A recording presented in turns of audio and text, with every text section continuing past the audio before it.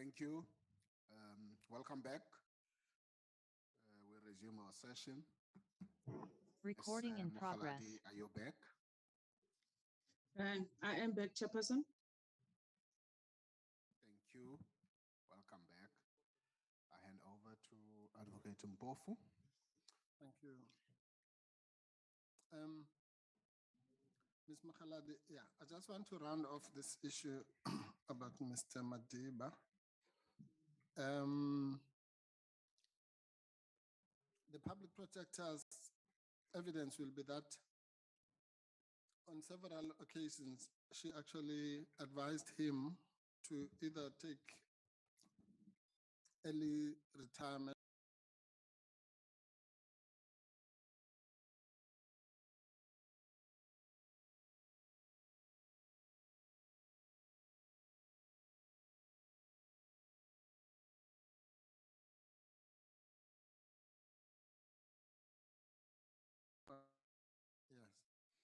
and her evidence is also going to be that he, as a chief investigator, it was not his role really to be, as you put it, yeah, to be necessarily turning all the 30,000 pages of the report, because there were other people below him, investigators, assistant investigators, and those types of people. In other words, he was part of a team. There was Ms. Van Eerden. It was a team effort. He was only required to do his part as the most senior person after you. Is that correct?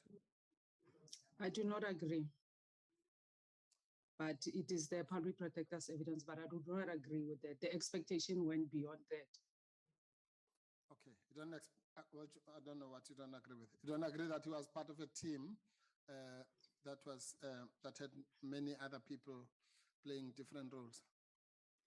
I agree that Madiba was a team leader, but I do not agree that the expectation from the public protector was that Madiba should not be actively involved in drafting in some of these matters. The expectation was that he should be drafting and assisting the team over and above his managerial.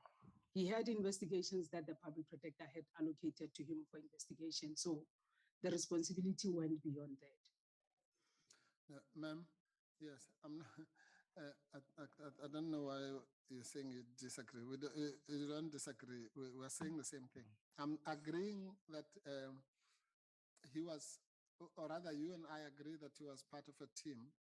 All I'm saying is that it is not as if he had single-handedly produced the report. He was part of a wide team and network, which included the other highly paid people who had no health impediment. Correct?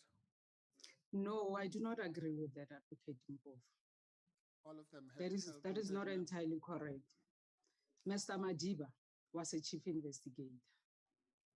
Yes, he had a team reporting to him. Ideally, Mr. Madiba should have just been supervising the team.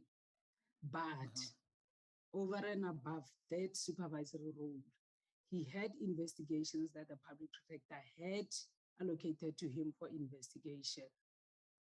And I think it's also important that I just want to clarify that, because I'm concerned about the reference to highly paid, because it creates the impression that people were being paid because they were not working. The salaries in the Office of the Public Protector is benchmarked against salaries that are paid to people in the public service. And what is also important is that these cases that are being mentioned, these are not the only cases that the investigators were dealing with. It is common knowledge, and it's out there in the public protector, that one of the things is that the public protector prides herself with the performance and achievement of the office. And that is not the cases that are being investigated personally by the public protector. It is the work of the investigators in this office. So I just want to place it on record and clarify that this is not about salaries. It's important that it becomes clear that people are paid the salaries as determined. But with Mr. Madiba, I do not agree that he was only supervising. He had cases that the public protector had allocated to him that he was investigating personally. Well, it might be your view that it's not about salaries, but remember, this is the office of the public protector. So the public is entitled to expect some value for money, correct? It is correct, and it is common knowledge that the public protector prides herself that the officers achieved during her tenure. So I'm saying balance the two.